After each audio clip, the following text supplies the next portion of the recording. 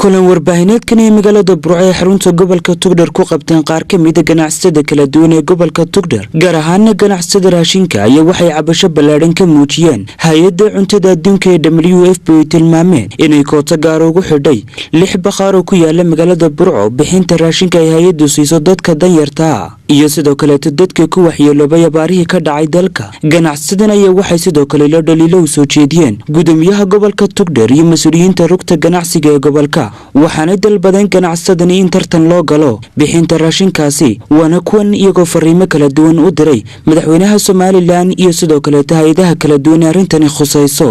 waxaanu ka cabanaynaa hay'adda WFP macaawinada la siiyo dadka danyarta ah ee ku dhaqan gobolka Togdheer waxay gaadhayaan tiro ahaan 13,000 oo qoys waxay u afduuban yihiin 6 bakhaar ilaa muddadii la bilaabay raashinka bixinta gobolka Togdheer sidoo kale lagama qabanin wax tartan ah oo xalaal ah oo loo siman yahay taas oo ganacsatada gobolka Togdheer ee buuxin karta shuruudaha raashin bixinta ay gaadhayaan boqolaal meeradood Number 2 waxaanu ka cabanaynaa barasaabka gobolka Togdheer waxaanu ugu tagnay xubno ka tirsan ganacsatada gobolka Togdheer waxaanu ula tagnay talo ah in gobolka laga qabto tartan loo siman yahay arrinkaas wax garawshiya kama bixin waxaanu u muuqdaa maamul taageeraya cadaalad darrada ka dhex jirta ganacsatada gobolka Togdheer ee hay'adda WFP arrinkaas hadduu sidaa ku sii socdo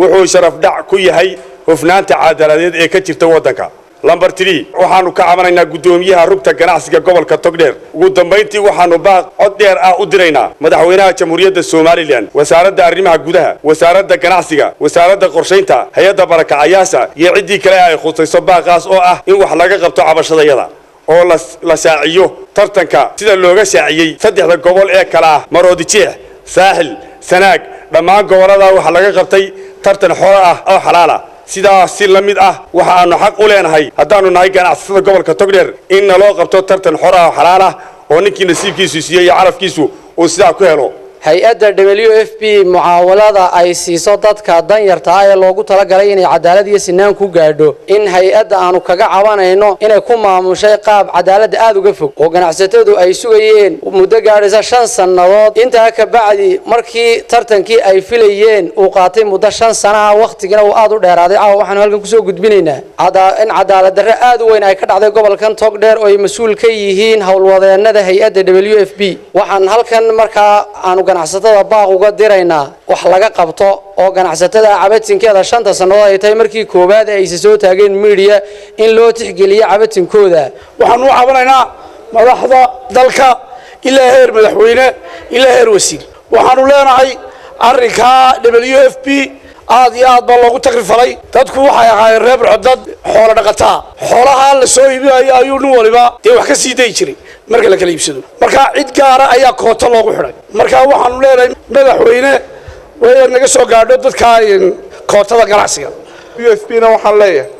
arrimaha iyo qandaraasyada aad bixinaysaan sidii hore maahan waxa yimi cadaalad darro weyn si kooxaysan baa wax loo bixinayaa arrinkan idinkuna inaad dabagal ku sameysaan oo aad ka daba timaadaan oo aad dabagal ku sameysaan ayaan idinkaga fadhinaa haddaanu gobolka Togdheer nahayna waxaanu sugaynaa baaqa jawaabta aad ka soo bixisaan markii taas u dhacday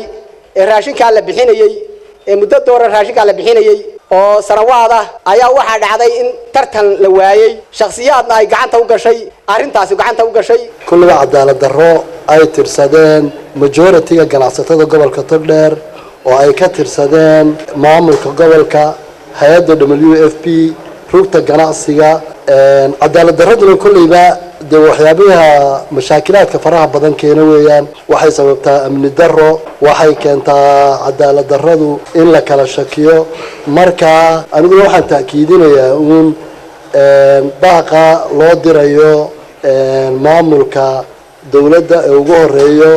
madaxweynaha sharafta leh mudane Muuse Biixi Cabdi wasaaradda arrimaha gudaha wasaaradda ganacsiga iyo dhammaan cidii ay qusayso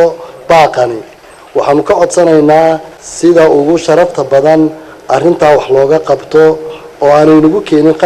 qalqal amni iyo mid dhibaato arrinta cabashada baa mushtarka bakhaarada arrinta laga cawday sida lagaga cawday ayaa la kula socdaa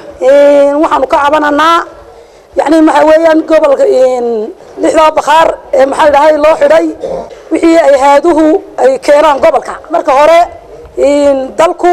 laflabar wuxuu leeyahay xoolihiina imika lama iibsado oo laynagaba qaato waxaa meeshii soo haray wixii ay hay'aduhu dalka ay soo geliyaan gobolka ama dalkaba in maaha dee maxaan idhaahayay 6 bakhaar annagoo ka kooban 400 oo maxaan idhaahayay meheradood in loo xidho maaha 6 dukaan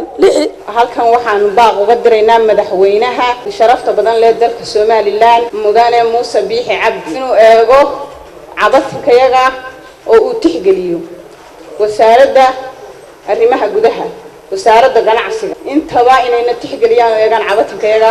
ayaanu leenahay waxaan kaloo leeyahay barasaabka gobolka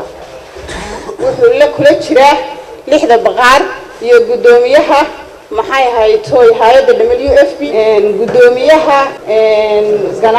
rugta ganacsiga kaana isaga dib loo eego وخالد بكيلة ورك فوقنا رجع حرتها ستار تي في برعو